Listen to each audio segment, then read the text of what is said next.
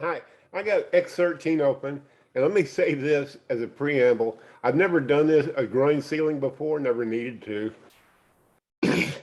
but I did what I thought would work. And see what I've done here just for my test is I created a 10-foot square building.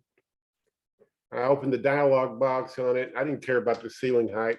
And I took this flat ceiling out, and then I drew 4 custom ceiling planes and joined them. And then what I did is I shift selected them and group select, and I ordered them to be curved. And I just fooled around with the angle at the eave, and I ended up with 60 degrees here. Let me show you what it looks like in elevation. Not bad, huh? Let's take a look from inside.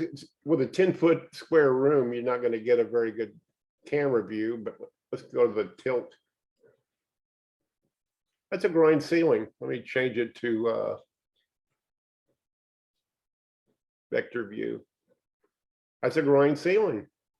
And you had to play around the angle to get the exact look that you wanted, but I thought that would work, and it did work. I just thought I would show you what I did. It's pretty simple and straightforward, just using the tools at hand.